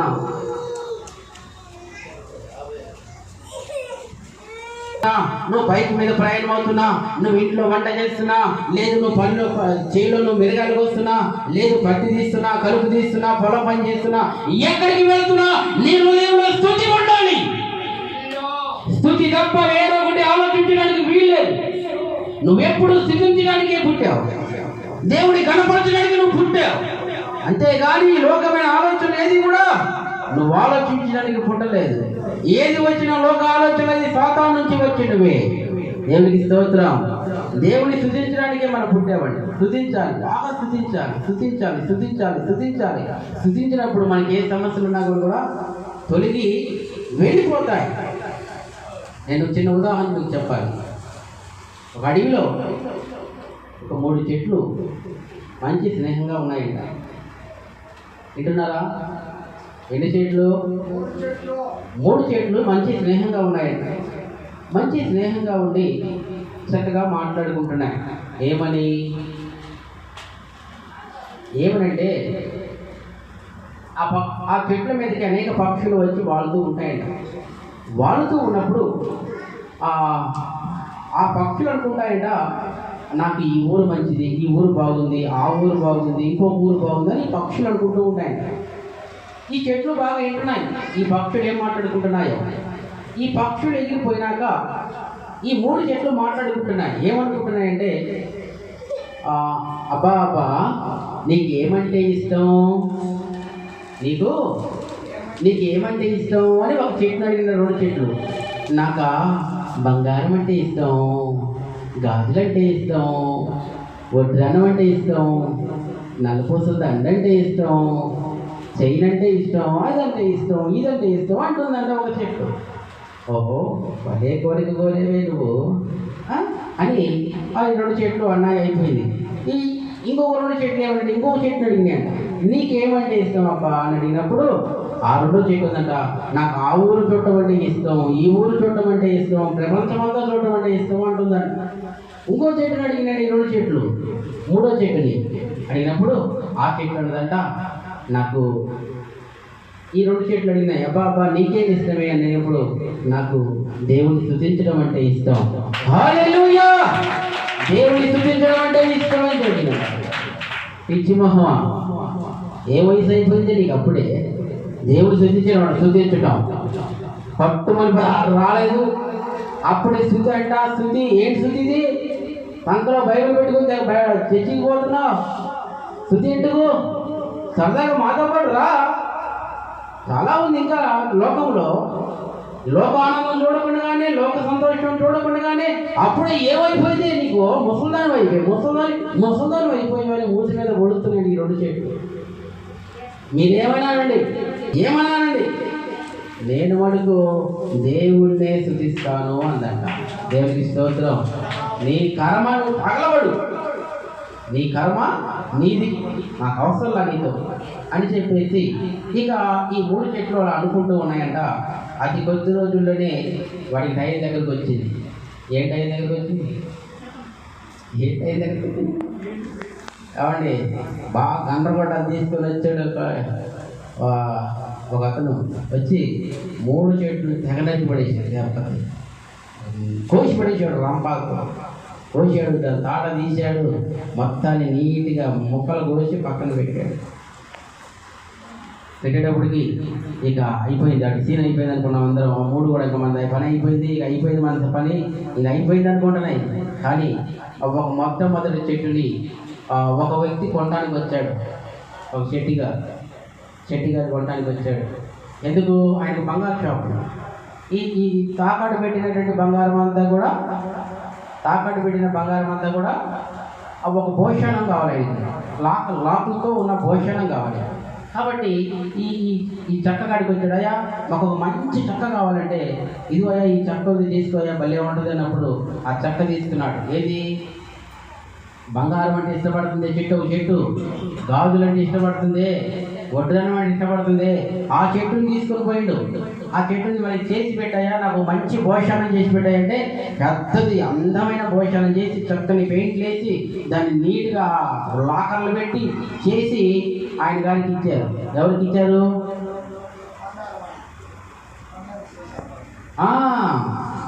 చెట్టి గారికి. వచ్చాడు, అయ్యా అయిందా? అయిందండి, అయింది. చెట్టి గారు వచ్చారు, అయిందయ్యా అని. అయింది తీసుకుపోని ఆ భోషాన్ని చేతిలో పెట్టాడు. భోషాన్ని చేతిలో పెట్టి తీసుకొని ఇంట్లో పెట్టాడు. ఇంట్లో పెట్టి దాని నిండా ఏమేస్తున్నాడు? బంగారు పొట్లాలు వేస్తా ఉన్నాడు, బంగారు చైను వడ్డానాలు అన్నీ ఎక్కడెక్కడ తాకాడుకు వచ్చినాయి మొత్తం లాకర్లు దాచిపెడుతూ ఉన్నాడు. అసలు ఆ పెట్ట చూసుకొని ఆనందపడుతుందంట.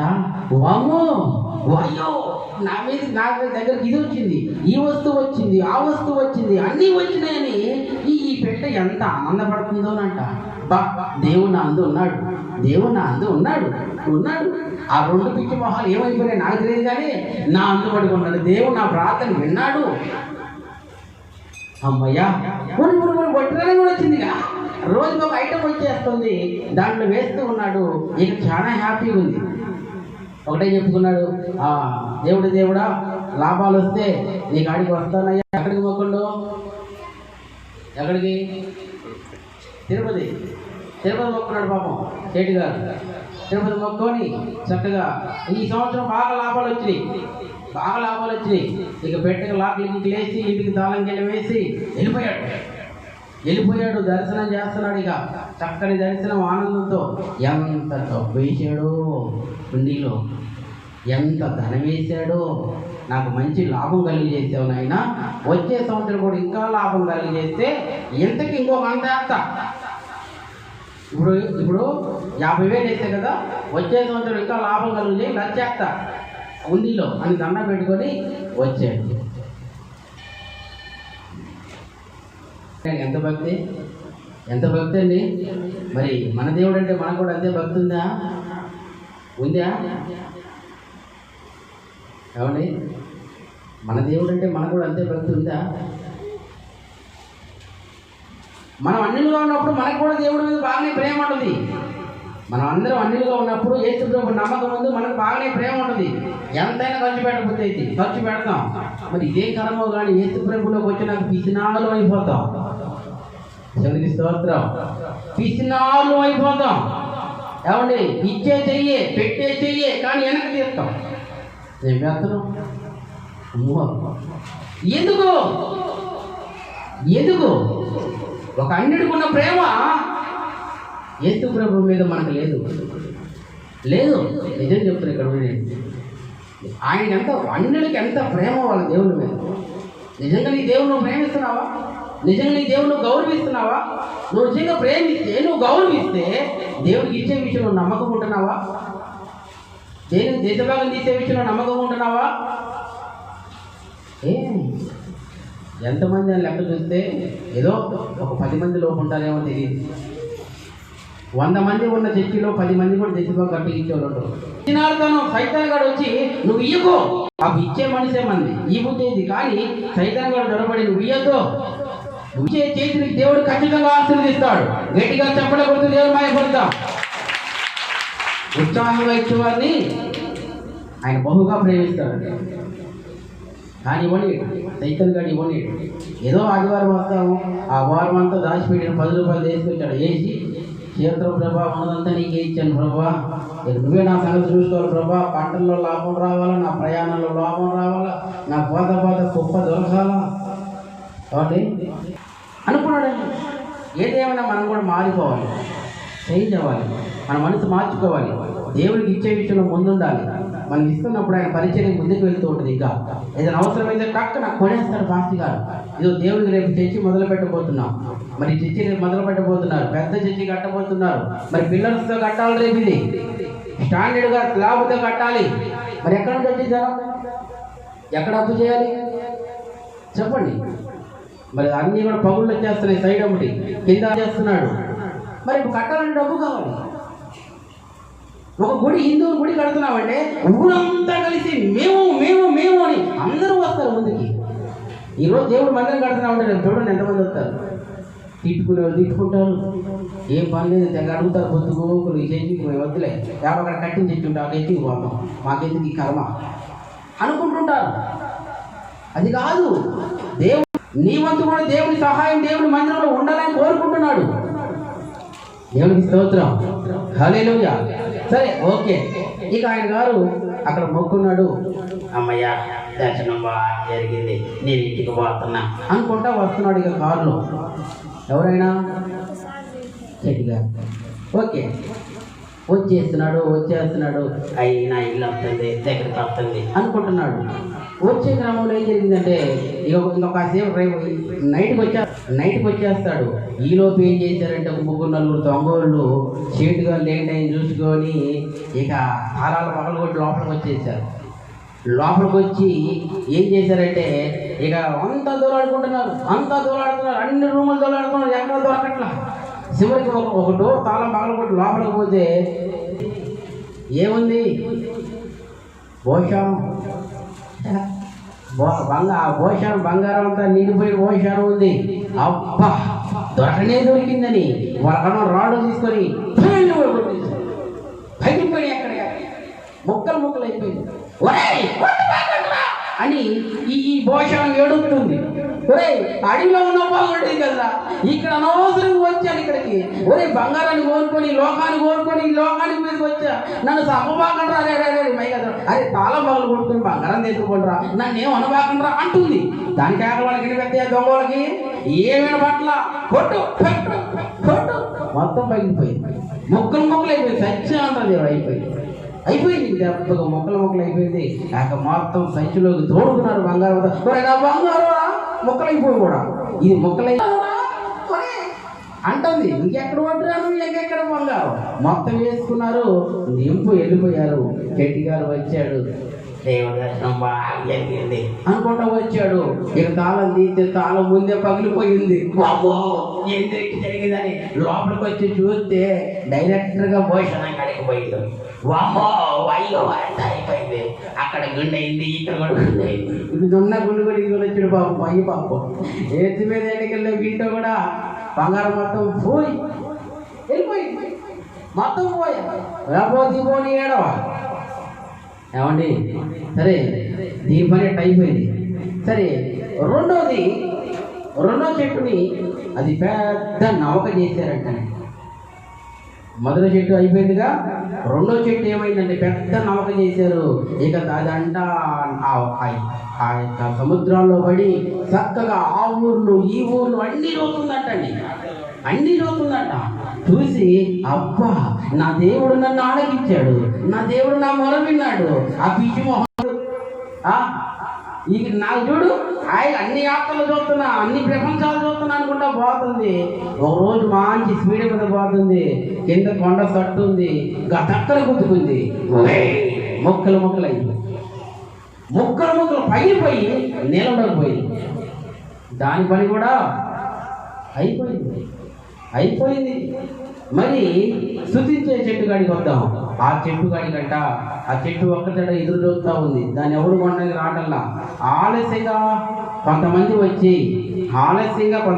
చేశారంటే అయ్యా వాళ్ళంట యాజకులంట, దేవుని యొక్క యాజకులు అంటే పాస్టర్లు. వాళ్ళు వచ్చి అయ్యా దేవుని మందస్థం చేయాలి, ఒక మంచి చెట్టు ఉందా, దానికి ఏ ముడి ఉండకూడదు, ఏ సార ఉండకూడదు, ఏ మచ్చం ఉండకూడదు, ఏ డాగు ఉండకూడదు. ఎవరి స్తోత్రం. అయ్యా మా కాడ అలాంటిది ఒక చెట్టు ఉంది, అది చాలా క్వాలిటీ అని దాన్ని ఎవరు కొనలేదు. సాలుకాయలన్నీ ముందే పోయినాయి, గట్టి గింజ మిగిలింది. అయ్యా ఇది నీకు పనికొచ్చింది చూసుకోండి. ఆ యొక్క చెట్టును చూసినప్పుడు వచ్చి నలుగుంది. ఈ చెట్టు కోసం మేము చూస్తున్నాం, ఈ చెట్టు కోసం మేము దోలాడుతున్నాం, ప్రపంచమంతా దోలాడితే ఇక్కడ దొరికింది. ఇది మాకు దేవుని మందస్థం చేయండి. గట్టిగా చెప్పండి, కొడుతూ దేవుని మహిమపడతామా? హల్లెలూయా. అది దేవుని మందస్థం చేయబడి బంగారంతో పొదగబడి దేవుని యొక్క మందస్థం బలిపీఠం కాడ పెట్టబడి ఉంది. సపోజ్ ఆ ఒక కానుకలు పెట్టే అనుకుందాం. ఇక అక్కడ ఉంది, ప్రజలందరూ వస్తున్నారు, అందరూ దేవుని దండం పెట్టుకుంటున్నారు, ప్రార్థన చేసుకుంటున్నారు, పాస్టర్ గారికి వందనాలు చెప్తున్నారు, అందరూ వెళ్తున్నారు. ఇక ఆ పెట్టికి ఏమైనా అయితే ఎవరైనా కానీ చెప్పండమ్మా, ఒక దెబ్బ కొడతారా? వచ్చేవారు ఎవరైనా ఉన్నారా అని అడుగుతున్నా. ఇప్పుడు నేను లేదు, అన్నిడు కూడా గడగడ వనకాల, దొంగోడు కూడా గడగడ వనకాల. దేవునికి స్తోత్రం. హల్లెలూయా. ఎందుకని? యేసయ్య నామంలో శక్తి ఉన్నదయ్యా. ఆమేన్. యేసయ్య నామములో శక్తి ఉంది. మనకి మన పిల్లలకి పుట్టగతులు లేకుండా పోతాం. ఆయన జోలికి పోతే ఆయన జోలికి పోకూడదు.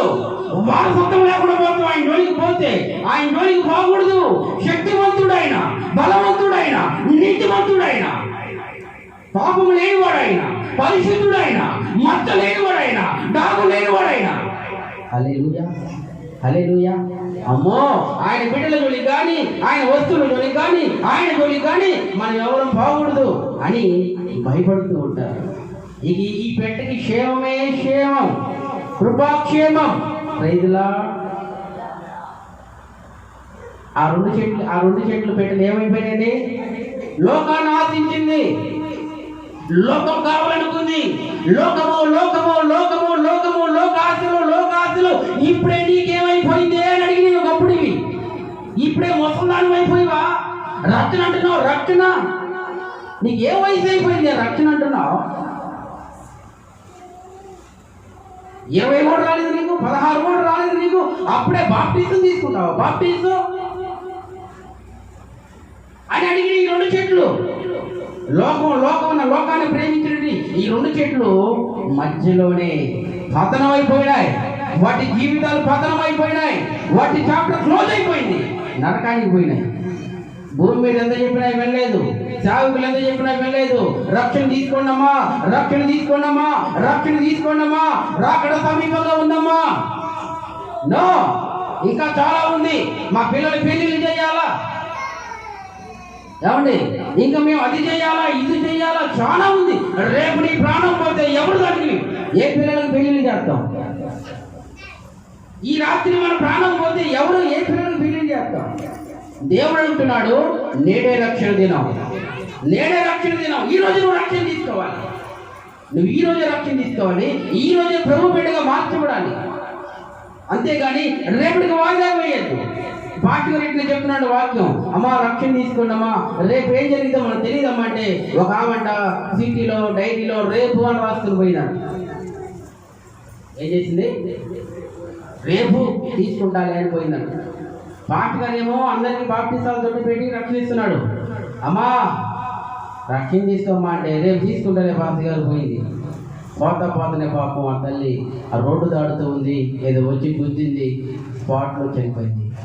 ఆ డైరీలో చూస్తే రేపు బాప్తిస్తున్నారు. సహోదరుల రక్షణ తీసుకోండి.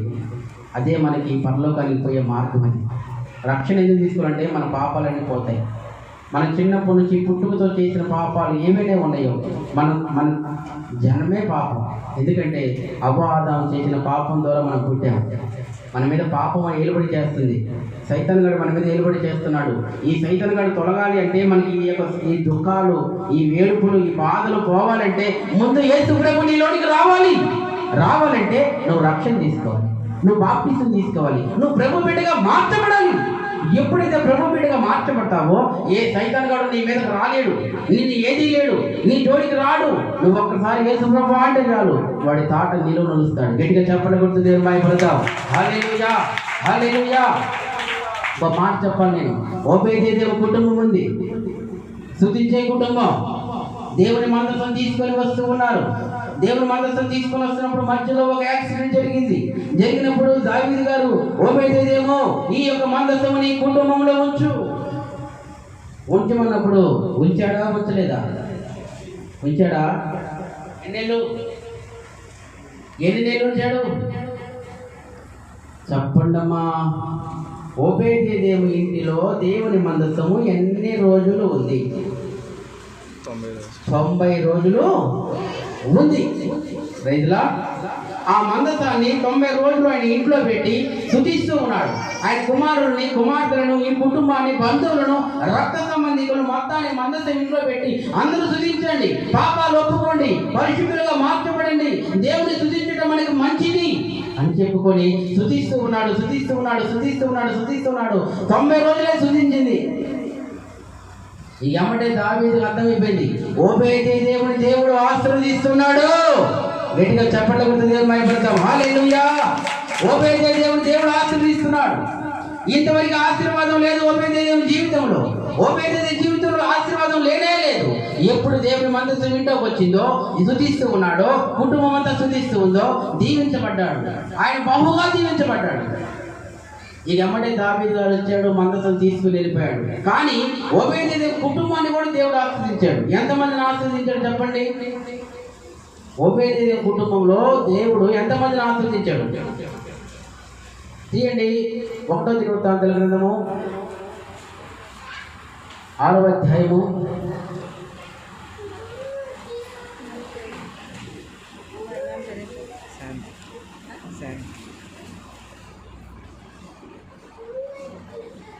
6వ అధ్యాయము 10 నుంచి చదువుకుందాం.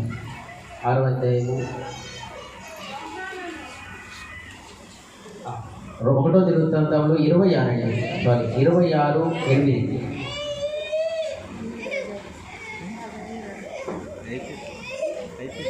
355వ పేజీ 26:8 చదవండి. ఓబేదేదోము కుమారులైన వీరును, వీరి కుమారులను, వీరి సహోదరులను 62 వారు తమ పని చేయడంలో మంచి గట్టివారు. ఎలాంటి గట్టివారంట? ఎంతమంది? ఓబేదేదోము పిల్లలను, ఆయన అన్నదమ్ముల పిల్లలను దేవుడు ఆశీర్వదించడం మొదలుపెట్టాడు. ఎవరు స్తుతించినా వదిలిపెట్టాడు దేవుడు. నువ్వు స్తుతిస్తే నిన్ను ఆశీర్వదిస్తాడు. పక్షపాతం లేదు దేవుళ్ళు. ఓబేదేదోము జీవితంలో ఆశీర్వాదం లేదు. పిల్లలకు ప్రార్థన నేర్పించుకున్నాడు. ఆయన అన్నదమ్ముల పిల్లలకు ప్రార్థన నేర్పించుకున్నాడు. చెల్లెల పిల్లలకు ప్రార్థన నేర్చుకున్నాడు. రక్త సంబంధులకు ప్రార్థన నేర్పించుకున్నాడు. కానీ దేవుడు అందరినీ ఆశీర్వదించాడు. 62 మందిని. ఈరోజు నీ పిల్లలు ఉవ్వలివ మొక్క వలె మోవ వేయాలి అంటే నువ్వు దేవుడిని స్తుతించే వ్యక్తిగా ఉండాలి. ఈరోజు నీ కుటుంబంలో ఉదయం లేవగానే ఏం చేయాలి? ఉదయం లేవగానే ఏం చేయాలా?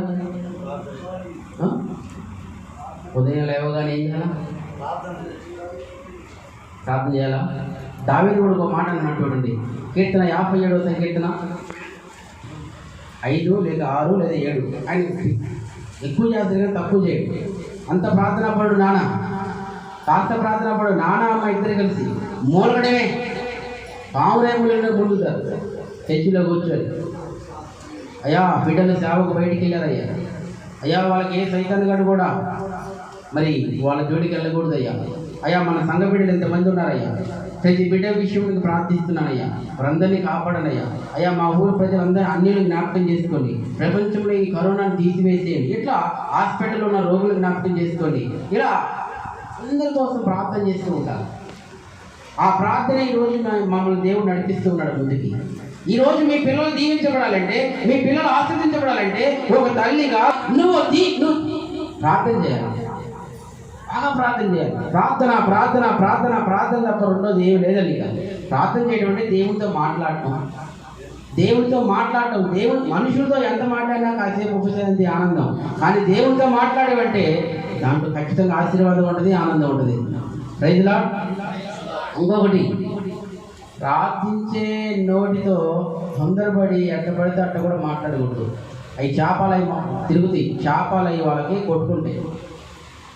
దబక్కన కోపం ఏమైనా తెప్పించినప్పుడు దబక్కన మాట చేయడంలో వాళ్ళ తగిలింది. మళ్ళీ అదొకటి జాగ్రత్త. నేను మెలుకులు కూడా చెప్తున్నా మీకు, మీ నోటిలో పవర్ ఉంటుంది.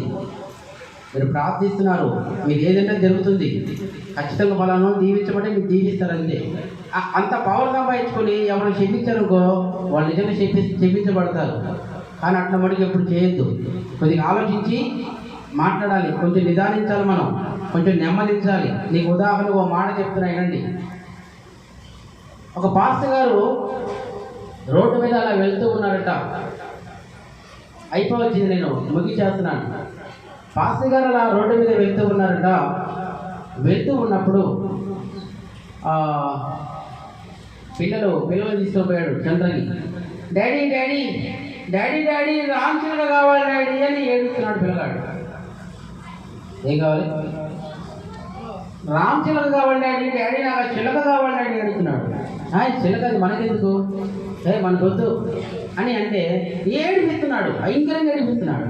సరే అని చెప్పి అయ్యి బాబు ఆ చిలక ఎంతయ్యా అంటే ఆ చిలక పరిస్థితి చెప్పుకుని ఉంటారుగా ఆయన దాంట్లో 2 చిలకలు ఉన్నాయి. సరే ఒక చిలకి అమ్మేసి ఈ చిలకను తీసుకొని ఒక పంజరం తీసుకొని వచ్చాడు. ఇక పాస్టర్ గారి ఇంట్లో ఇలా కట్టేశారు. పిల్లగాడు నిద్ర లేవగానే ఆ చిలకను చూడాలి. పిల్లగాడు లేకపోతే ఏడుచుడు గుగ్గాలు పెట్టి ఆయన నిద్ర లేవగానే చిలకని చూస్తున్నారు. అలా కాలం గడిచిపోతుంది. ఈ పాస్టర్ గారు లేవగానే ఏం చేస్తాడు? చేతులు పైకెత్తి మోకరించి, పాస్టర్ గారు కూడా మోకరించి ప్రార్థన చేస్తూ ఉన్నారు.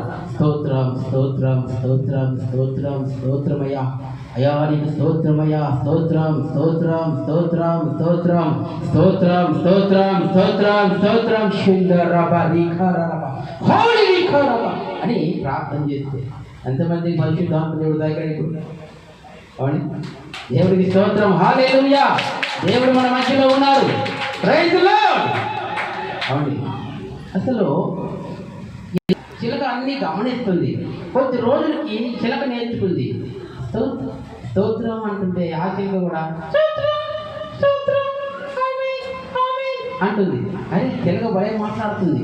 చిలక భలే మాట్లాడే చిలకలు ఉన్నాయి, చూసారో లేదు? మాట్లాడే చిలకలు ఉన్నాయి. ఏది మాట్లాడుతుంది మాట్లాడేది అట్లా మాట్లాడుతుంది. అయితే ఈ చిలక మాట్లాడుతుంది, అంటుంది. ఓకే, ఈ చిలకను చూసి చర్చికి వచ్చే సంఘబిడ్డ ఒక పిల్ల ఏడిపించింది. పాటగారు చిలక ఉంది నాకు కావాలి అని ఏడిపెడుతుంది. సంఘబిడ్డ కూతురు ఏడిపెడుతుందా? ఏడిపిస్తే ఏం చేయాలమ్మా? వాళ్ళు ఎక్కడో తెచ్చుకున్నారేమో, మనకి ఇప్పుడు ఆడ దొరికింది అంటే ఊరుకోట్లా. అప్పుడు అడిగాడు పాస్టర్ గారిని, అడిగితే పలాని చిలకబత్తి చెట్టు కింద అమ్ముతారు కదా, ఆ చెట్టు కింద చిలకబత్తి అని ఇచ్చాడు. అంటే ఎక్కడంటే పలానా సాట్ అంటే సరే అని చెప్పి వీళ్ళు కూడా పోయి చిలకం చేసుకొచ్చారు. వింటున్నారా నా మాటలు? చిలకం చేసుకొస్తే ఆ ముసలమ్మ ఆ ఇంట్లో కూడా కట్టేశారు. ఆ అమ్మాయి వాళ్ళ పిల్లలు కూడా చూసి రైలు ఆనందం, ఓకే హ్యాపీ. సరే ఈ ఇంట్లో కూడా చిలక మాటలు నేర్చుకుంది. ఏం మాటలు? ఉదయం లేవగానే ఆ ఇంట్లో ఒక ముసలమ్మ ఉంటుంది. షప్పా ఎప్పుడు తత్తాను ఈ కాలు ఎప్పుడుతో షప్పా అంటుంది ఈ ముసలమ్మ. ముసలమ్మ లేకపోవడంతోనే ఈ ఒళ్ళు ఎప్పుడుతో ఎప్పుడు తత్తాను నాకు సావన్న రావట్లేదు షప్పా అని అంటుంది ఈ ముసలమ్మ. సరే ఇక ఈ చిలక కూడా చూస్తుంది. ఈ చిలక కూడా నిద్ర పొద్దున లేవగానే షప్పా ఎప్పుడు అంటుంది ఈ చిలక. ఇది ఎక్కడ కూడా ఉన్నాయి. అక్కడ పాస్టర్ గారి చిలకేమో ఉదయం లేవగానే స్తోత్రం స్తోత్రం స్తోత్రం ఆమేన్ ఆమేన్ అంటుంది. ఇక్కడ ఈ ముసలమ్మ చిలకేమో అంటుంది. ఏమండి అనగానే ఇక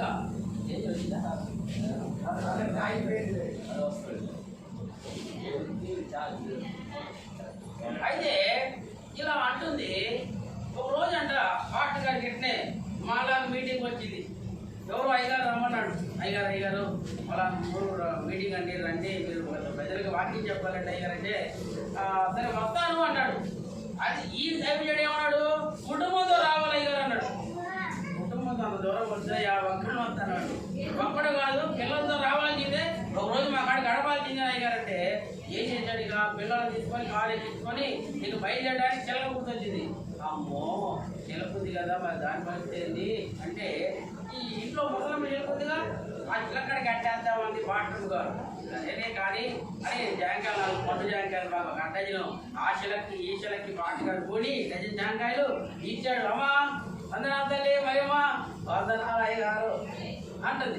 ఓకే మరి కాస్త మా ట్రైన్కి వెళ్తున్నామమ్మా, అంత దూరం వెళ్తున్నాం, ఒక 2 రోజులు పట్టిద్దామా, చిలక కూడా మీ కాడ కట్టిందా, అంతకంటే పార్టీ కానీ కట్టేయండి అంటే పక్కన ఇక్కడ యాల కట్టారు.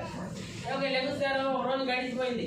తెల్లారి పొద్దున్న లెగవగానే ఏమంటుంది ముసలమ్మ చిలక? ఏమంటుంది? అంది. ఇక పాటగా చిలక ఏమంది? స్తోత్రం ఆమేన్ ఆమేన్ ఆమేన్ అంది. ఆమెన్ అంటే ఏదంట? అవును కాక అందంట. ఇదేమో నేను ఎప్పుడు చస్తాను అంది. ఆశలకేమో అవును కాక అంది. ఆమెన్ అంది. కుటుంబం తగ్గింది. గట్టిగా చెప్పడం నాలుగు బయట పెట్టి పొత్తిని పడిపోయింది. అమ్మో నాకు చిలక చచ్చిపోయిందని మొదలమ్మ ఏడడం మొదలు పెట్టింది. నీకు ఈ ఇద్దరు సంభాషణ ఏంటంది చిలక మొదలమ్మ. ఈ రెండు మాట్లాడుకుంటుంది, భలే మాట్లాడుకుంటుంది, భలే మాట్లాడుకుంటుంది. అటువంటినే ఉంది, పుట్టుకుని పడింది, చచ్చిపోయింది. అక్కడ చూస్తే ఏంది కథ అంటే హీరో పాటలు వచ్చాడు. అమ్మ ఏం జరిగిందమ్మా, ఎట్లా చచ్చిపోయిందంటే పొద్దున్నే నెగ్గాము అయ్యారు, ఆ నెగ్గారు. నా చెలకేమో ఎప్పుడు దాస్తారో కాలే పుట్టు అందండి, నీ చెలకేమో ఆమె ఉందండి, పుట్టుకుని చచ్చిందండి. అంత పవర్ ఉంది. మన ప్రతించే నోళ్ళతో ఏదైనా చెప్పించామంటే దెబ్బకు తిని అయిపోయింది. కాబట్టి ఐదో శత్రువులు కూడా చెప్పించదు, శత్రువులు కూడా చెప్పించదు. హల్లెలూయా. అందుకే దేవుడు శత్రువులు సైతం ప్రేమించమంటున్నాడు. ఎందుకంటే నీ నోటి నుంచి వాడికి తప్పక శాపాలు వస్తే ఇక పైకి కూడా లేగలేదు. మనం ఏ కాడికి ప్రేమిస్తూనే ఉండాలి. కొట్టారా, ఒక దెబ్బ కొడితే ఏం చేయాలి, ఒక చెంప కొడితే ఏం చేయాలి, రెండో చెంపది. వాటినే ఒక పాటల స్టేజ్ మీద వాక్యం బాగా వీరుగా చెబుతున్నాడంట. యేసు ప్రేమ గల దేవుడు, యేసు నిజమైన దేవుడు, మన కోసం ప్రాణం పెట్టాడు.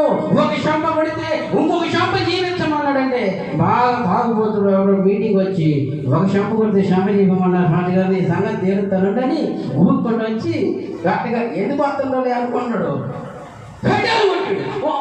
పాటగారి చెంప పైపోయింది. అబ్బా ఏం చేస్తా రుద్దుకొని వెనకున్నాడు. ఇంకో శాప పాలు కొట్టాడు. అబ్బా మళ్ళా వెనకున్నాడు. ఈసారి మాడు మీద పుట్టుకుని కొట్టాడు. ఇక పాటగాని మాడు మీద కొడితే కోపం వచ్చిందండి. ఈ గన్ను తీసుకొని మౌత్ తీసుకొని పొడిచింది. ఇప్పుడు కడుపులో పెట్టి పొడిచేనే ఉన్నాడు. అందరూ వచ్చారు. ఏం పాట కాదు, ఎందుకంటే కొడుతున్నావు అంటే ఇటు కొట్టిందంటే మీ దేవుడు ఒక శాప కొడితే ఒక శాంపగా నేను జీవించింది. వాడు 3 దెబ్బలు కొట్టాడు. అందుకే వాడు కొట్టాను. కాబట్టి ఎన్ని దెబ్బలు కొట్టినా మౌనంగానే ఉండాలి, కానీ 3 దెబ్బలు కొట్టినప్పుడు సహనం బాగొట్టుకోకూడదు. ప్రైజ్లో మరింట ఇంకొక మాట చెప్పి నేను ముగించేస్తాను. ఒక పని అమ్మాయి ఒక అమ్మాయి ఒక పెద్ద కోటేశ్వరుల ఇంట్లో పని చేస్తుంటుందంట. ఆ ఇంట్లో పాసి పని చేస్తూ ఆ అంట్లు ఉడుతూ కడుగుతూ ఇల్లు ఊడుస్తూ చేస్తుంటుందంట. చేస్తూ ఉంటే ఎందుకో ఆమె కొంచెం కొద్ది రోజులు ఒంట్లో బాగాలేక పనికి పోలేని పరిస్థితిలో ఉందంట. ఆ లోపు వానరమ్మ గారు కారులో వెళ్తూ అమ్మాయిలో ఒకసారి పలకరించి పోదాం, పనికి ఎందుకు రావట్లేదు, ఇంత స్థాయికి మేము చేయలేకపోతున్నాం, ఆ అమ్మాయితో ఒకసారి మాట్లాడదామని, ఆ రోజుల్లో ఫోన్లు లేవు, మాట్లాడదామని కారు ఆపి లోపలికి వచ్చింది. మాయ్ ఓ ఏ పేరు మార్తమా, ఓ మార్తమా ఏంటమ్మా రాలేదేంటి ఈరోజు పనికంటే, అమ్మగారు ఏంటమ్మగారు మీరు వచ్చేది అమ్మగారు, ఏదో ఒంట్లో బాగాలేక రాలేదమ్మగారు, కూర్చోండి అని ఆ తుడిసి కుర్చీలో కూర్చోబెట్టింది. అమ్మగారు వస్తాను అమ్మగారు, రేపు వస్తాను అమ్మగారు అని చెప్పింది. ఏంటి మంచి గుమగుమలాడ వాసన వస్తుంది ఇంట్లో, ఏం వండావంటే అమ్మగారు ఏదో కొంచెం పప్పు వండాను అమ్మగారు. ఏ పప్పు వండావు, దోసకాయ పప్పు వండాను అమ్మగారు. ఏది కొంచెం పెట్టి చూద్దాం అమ్మగారు, మా ఇంట్లో మీరు తింటామా, అమ్మో లేదు కొంచెం పెట్టి చూద్దామంటే కొంచెం అన్నం వేసి కొంచెం పప్పు వేసి ఇస్తే అమృతంలా ఉన్నట్టండి. మరి ఇది నువ్వు చేసింది కాదు, ఎక్కడో ఫంక్షన్లో తెచ్చారు మీరు, ఎక్కడ తెచ్చారు చెప్పండి. అమ్మగారు ఫంక్షన్లో తెచ్చింది కాదు అమ్మగారు, నేనే చేశాను, వేడి పప్పు చూడండి అని చూపిస్తే కమ్మగుందంట. బా ఏమంటే ఏమేమి వేసావు చెప్పు, అసలు ఈ పప్పులో ఏమేమి వేసావు నాకు చెప్పాలా, మరి నేను వండితే ఎందుకు నాకు అంత టేస్ట్ రాదు అంటే ఏమేమి వేసానంటే అమ్మగారు ఈ కొత్తిమీర ఈ తాలింపు గింజలు ఏమంటే ఇంకేమేమి వేస్తారు, కందిపప్పు, తర్వాత ఏంటి మీకు తెలుసుగా అవి కరివేపాకు, ఈ నూనె ఇవన్నీ వేసాను అమ్మగారు అంటే ఓకే అవన్నీ నేను కూడా వేస్తాగా, సరే ఈసారి నేను చేస్తానని ఇంటికి పోయింది. పనికి రేపు వస్తావా, రేపు వస్తాను అమ్మగారు ఇంటికి పోయింది. రేపు దాకా అక్క ఎమ్మటే ఏమో చేసింది పప్పు, ఏమేమి చెప్పిందో ఐటమ్స్ అయ్యే పప్పు చేసింది. దోసకాయ కోసి చక్కగా చేసిందండి. అన్నం కలిపి పెట్టుకుంటే టేస్ట్ అట్లా మామూలుగానే ఉంది, టేస్ట్ లేదు. ఆ పంటలు వండినప్పుడేమో భలే టేస్ట్ ఉంది, ఏం వండి తింటేనేమో రుచి లేదు, పచ్చి లేదు, శ్రేకధనం లేదు, ఏం లేదు. అసలు ఏంది ఎక్కడ తేడా వచ్చింది, ఏమో చెప్పమంది. పని పిల్ల రేపు వచ్చినప్పుడు అమ్మాయి నేను చేస్తే కుదరలా, నువ్వు చేస్తే కుదిరింది, నువ్వు ఏదో దాచిపెడుతున్నావు నాకు అది చెప్పాలా, ఏదో చేస్తున్నావు నువ్వు అది నాకు చెప్పట్లేదు నువ్వు అంటే, నా అమ్మగారు నీ కాడ నేను ఇట్లా చేస్తాను అమ్మగారు. నిజమేనా అమ్మగారు నేను చెప్పేది? నేను ఇదిగో నీకు చెప్పిన ఐటమే చేస్తున్నాను అమ్మగారు అంటే, సరే ఈ సంగతి తర్వాత చూసుకుంటాను అనుకుంది. పిల్ల పని చేసిపోయింది. మరే రేపు నాకు పప్పు ఏంటంటే అరగంట ముందు వచ్చింది ఈ అమ్మగారు కారు చేసుకుని ఇంటికి. అది నీ పిల్ల ఏం చేస్తుందో చూడాలి, కిటికీలో వచ్చి దొంగసాటుగా చూడాలి, ఏమేమి వేస్తుందో చూడాలని చెప్పి అమ్మగారు కారు వేసుకొని సైలెంట్గా అంత దూరం ఆపి ఇక లోపలికి వచ్చి పిలవకుండా ఇప్పుడు సప్పుడు కాకుండా చూస్తూ ఉంది. ఇక ఈమెవారు పప్పు మొదలుపెట్టింది. ఎట్ట మొదలుపెట్టింది? ఇక తపాల్లోకి చక్కగా నీళ్ళు తీసుకొని కాసిన పప్పు వేసి ఉడకబెడుతూ ఏం చేసినా ఆ పప్పు చేస్తూ ఆ తాలింపు గింజలు వేస్తూ, స్తోత్రము నాయన, నీకు వందనాలు నాయన, నీకు మహిమ నాయన, నీకు ఘనత నాయన, నీకు ప్రభావము నాయన, నువ్వు శక్తివంతుడు నాయన. నా బోర్డు ఎవడో వాక్యం పాటిగారు బాబు అయ్యగారు ఏదో ఎవరు వాక్యం చేస్తే ఆ తల్లి ఆ వాక్యం విన్నది. అయ్యగారు వాక్యం విని ఇక స్తుతిస్తుంది. ఏ పని చేసినా పాపం ఏ పేరు మార్గమ్మ శృతిస్తా ఉంది. ఇక ఈ పప్పు చేస్తూ కూడా శృతిస్తుంది. ఈ ఏమన్నీ చూస్తుంది. అమ్మా ఇది చెప్పలా నాకు, అన్నీ చెప్పు కానీ దేవుని శృతించడం నాకు చెప్పలా. వెనకమాలకు పోయి ఒక్కటేసింది. అమ్మగారు ఏంది అమ్మగారు నువ్వు వచ్చిపోయింది అమ్మగారు అంటే, నువ్వు నాకు రహస్యం చెప్పట్లేదు అమ్మగారు. ఇప్పుడు నేను కనుక్కున్నా, ఇప్పుడు చూడు నీ పప్పు టేస్ట్ ఉందని చూస్తే టేస్ట్ ఉంది. ఇప్పుడు నేను కూడా చేస్తా చూడని.